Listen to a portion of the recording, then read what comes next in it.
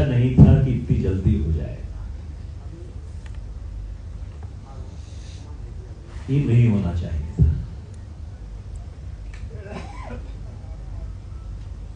मेरी स्वर्गीय श्री स्वयं प्रकाश गोस्वामी जी को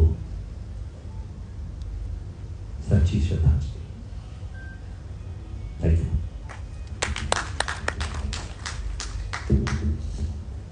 परम आदरणीय मनीष जी के उद्बोधन के बाद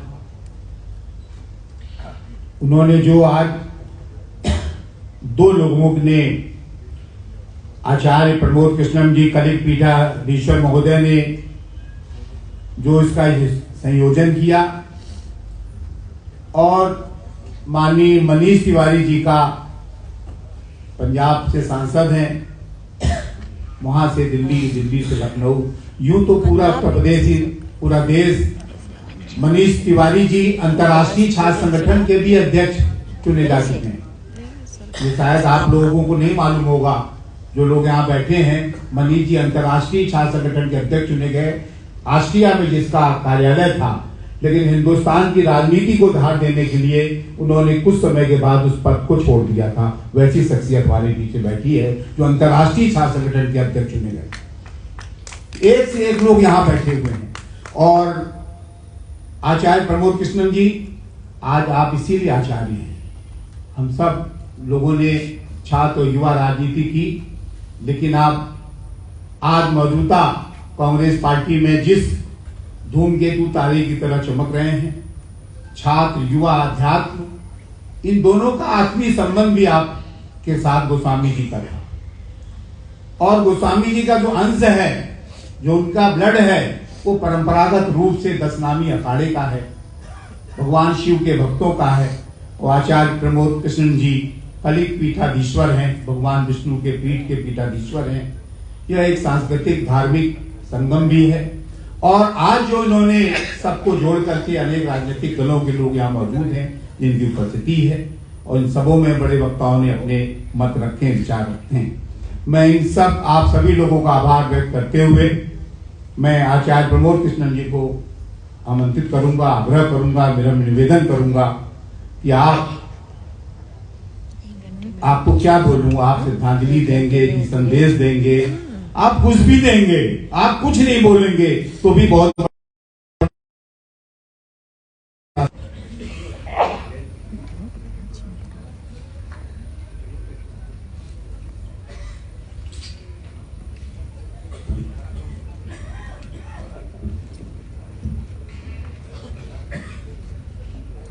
नियति कहती है ये नियम है, जो आया है वो जाएगा, पर हृदय कहता है ये वेदना है, ये दुख है, ये मन है, ये मन की पीड़ा है। मनीष तिवारी जी ने जो आज अपनी स्मृतियों को यहाँ ताजा किया है, वो बड़ी सारगर्भित है, संवेदनशील है।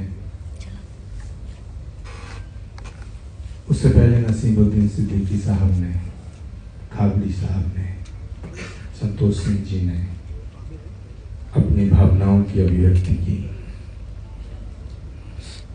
एक पुरानी गीत की तो पंक्तियां हैं कि कल खेल में हम हो ना हो, गर्दिश में तारे रहेंगे सदा।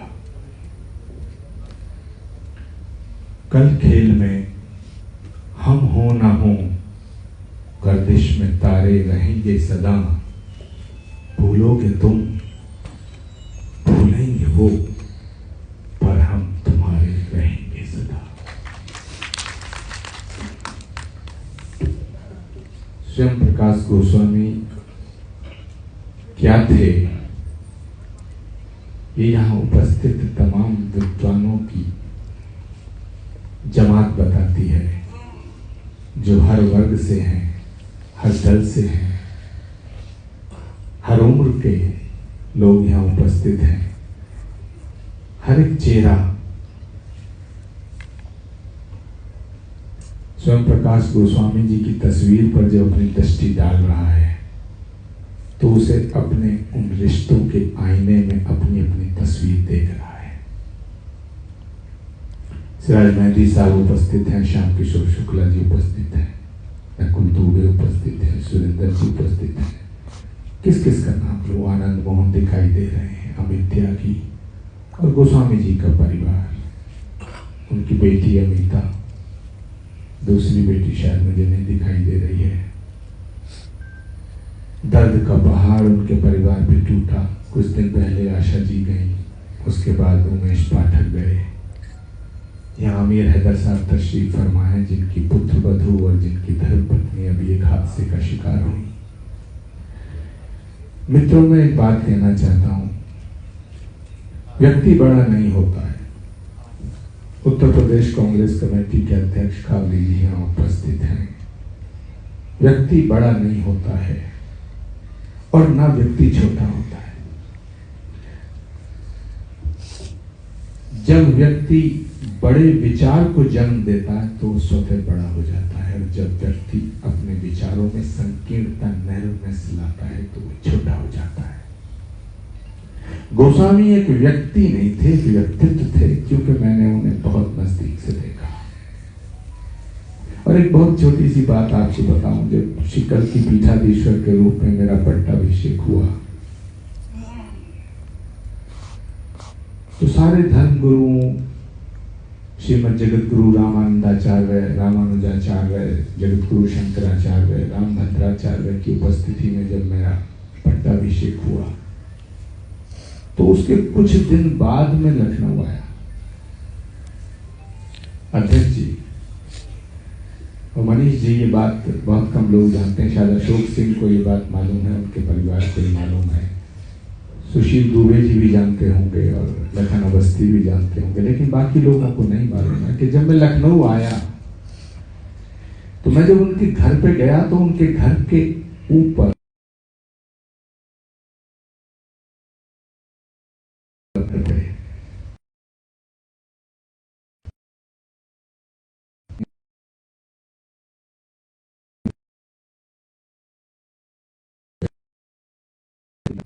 तो मेरी आरती की, मेरे चरण स्पर्श किए, और जब मैंने उनके घर के आगे लगा हुआ पत्थर देखा तो मेरी आंखें भर आईं। उन्होंने अपने घर का नाम श्री कल्की धाम रख दिया। श्री कल्की धाम आज भी शायद उनके घर पर वो पत्थर मौजूद है। मुझसे पूछा नहीं, मुझसे बताया नहीं, शायद उन्हें ये मालूम भी नहीं होगा कि मैं 1 महीने बाद, 2 महीने बाद, 6 महीने बाद कभी लखनऊ आऊंगा। उनका जो हृदय था बड़ा कोमल था, मनीष जी। और आज मनीष तिवारी जी के बारे में एक और बात मैं आपको बताऊं। ये जो श्रद्धांजलि सभा है, ये किसी ना पार्टी की है, ना किसी एक परिवार की है, ना किसी एक वर्ग की है, ना किसी एक समाज की है। ये श्रद्धांजलि सभा एक ऐसे व्यक्ति के लिए है जो सर्वधर्म समभाव का सूत्र आत्मसात करके जिया, और इस सभा में वो लोग उपस्थित हैं जो हिंदू और मुसलमान से ज्यादा इंसान अपने आप को समझते हैं। कुछ बातें, कुछ पीड़ाएं संतोष सिंह जी ने, मनीष तिवारी जी ने कुछ इशारे दिए हैं। समझदार को इशारा काफी है। यहाँ उत्तर प्रदेश कांग्रेस के अध्यक्ष उपस्थित हैं, मनीष तिवारी जी भी हैं। एक ऐसा दर्द जो जीते जी स्वयं प्रकाश गोस्वामी जी का दूर हम न कर पाए, लेकिन हम अपने आप को दोषी से समझते हैं। हमें लगता है जैसे दीपक सिंह हमारे बीच में है, कई बार ये चर्चा हुई, और जिस समय उनके अंतिम सप्ताह है तो उससे 2 दिन पहले उनका मुझे फोन आया। मैं एक टेलीविजन के डिस्कशन में था, दोबारा फोन बजा। साइलेंट पे मेरा फोन रहता है, लेकिन उसमें दिख रहा था कि गोस्वामी जी का फोन आ रहा है। तो मैंने उसमें बीच में से ही कान पे रख के कहा कि मैं तुम्हें बाद में बात करूंगा रात को। उनका कुछ नहीं सुना, मैंने इधर से बोल दिया। मुझे एक मलाल रह गया, मनीष जी, रात को मैं बात करना भूल गया। सुबह देखा तो मैसेज था उनका, एक व्हाट्सएप मैसेज कि मैं सुबह रात के 3 बजे तक आपके फोन की प्रतीक्षा कर रहा था। एक मलाल रह गया। उसके बाद जब बात की तो हॉस्पिटलाइज हो चुके थे, वेंटिलेटर पर जा चुके थे, तो मन में बड़ी पीड़ा थी। आह भरी होगी, हमने ना सुनी होगी, जाते जाते तूने आवाज तो दी होगी। इस बात का है बस गम, उस वक्त कहां थे हम?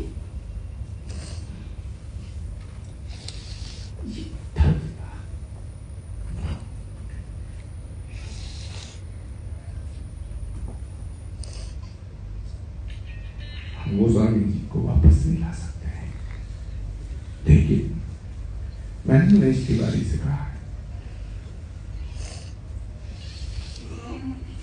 एक व्यक्ति हमारे बीच से गया जो हमारा साथी था, हम उसे ला नहीं सकते हैं, लेकिन उसकी कंडोलेंस मीटिंग तो कर सकते हैं।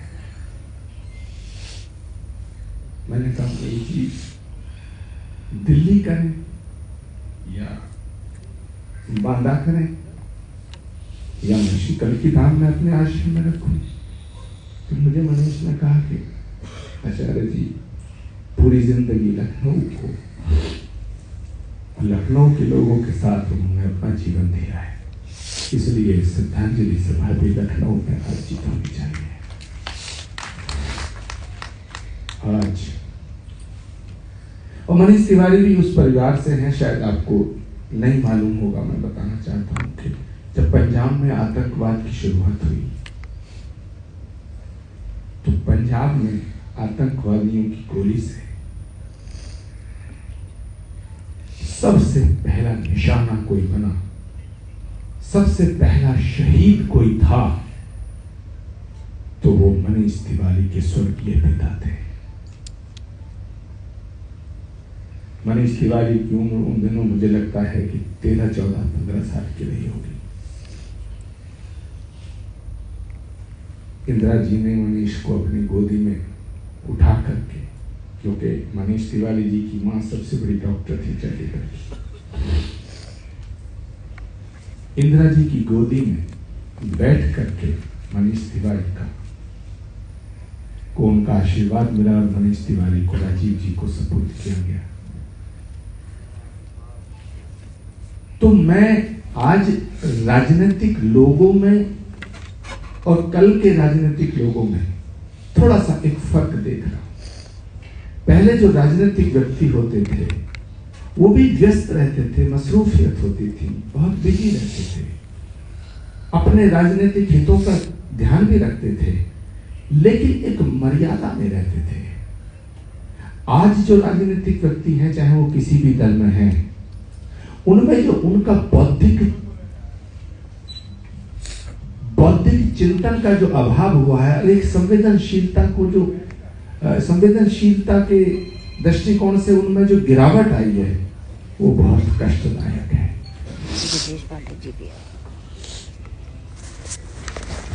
हमारे बीच ब्रजेश जी भी गोस्वामी जी के साथ बहुत लंबा सफर तय करने वालों में से हैं। यूथ कांग्रेस के साथी रहे, वो पुष्पांजलि अर्पित कर रहे हैं।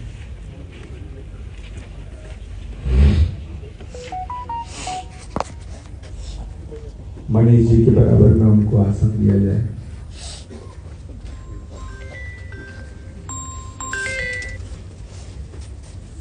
ये कुछ यादगार पल होते हैं और ये ऐसे महान व्यक्तित्व की श्रद्धांजलि में ही हो सकता है। मैं सभी से आग्रह करूंगा कि थोड़ा अफरा तफरी ना करें। ये किसी महान व्यक्तित्व की श्रद्धांजलि सभा का ही मंजर हो सकता है, परिदृश्य हो सकता है कि एक तरफ भारतीय कांग्रेस